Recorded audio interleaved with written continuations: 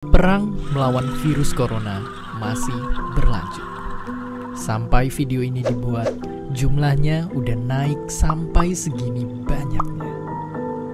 Dan yang lebih menyeramkan, ini masih bisa banget naik berkali-kali lipat kalau kita nggak bergerak sekarang juga.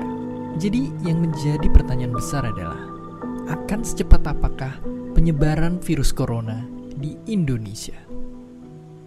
Kita mesti tanggap, Gubernur Jakarta udah ngelakuin simulasi yang nunjukin bahwa kalau kita nggak bertindak dalam 2 minggu ke depan akan ada 6.000 kasus hanya di Jakarta sendiri.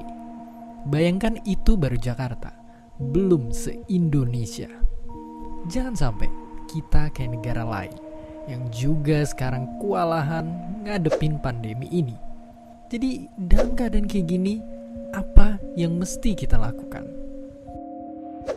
Jawaban singkatnya yang paling mudah adalah jaga jarak sosial atau social distancing. Ya, karena data nunjukin dengan ngelakuin jaga jarak dan diam di rumah, penularannya kita lihat bisa turun sangat drastis. Jadi, buat kalian yang punya gejala flu, penting banget untuk ngebatasin aktivitas dan nggak keluar rumah biar nggak nularin orang lain. Tapi nggak cuma buat kalian yang sakit, kalian yang sehat pun perlu banget ngebatasin segala aktivitas di luar sekarang juga. Oke, mungkin itu semua kita udah tahu, tapi pertanyaannya, kenapa ini sebegitu pentingnya dan efektif?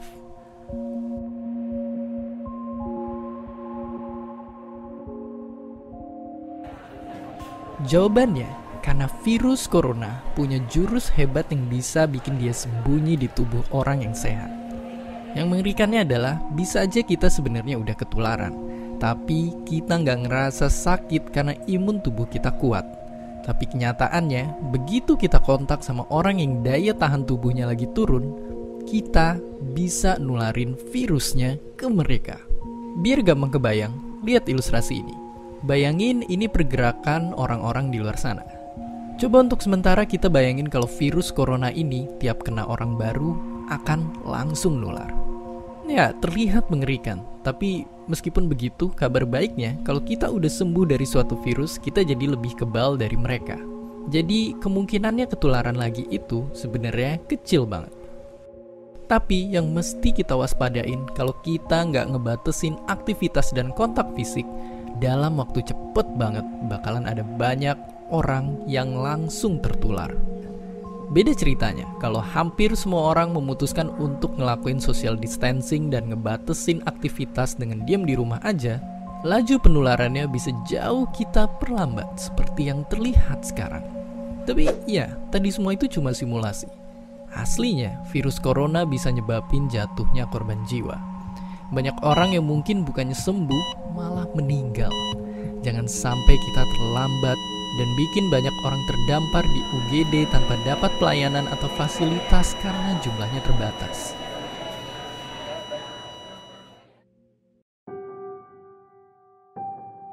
Dan ya, mungkin sekarang kita makin ngerti kalau virus satu ini emang sangat gampang menular.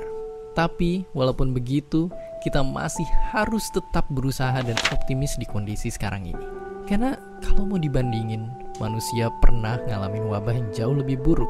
Dari flu babi di tahun 2009 sampai flu Spanyol di tahun 1918 yang merupakan pandemi terparah dalam sejarah. Tentu itu semua bisa kejadian karena keadaan dan teknologi yang masih belum mendukung pada waktu itu.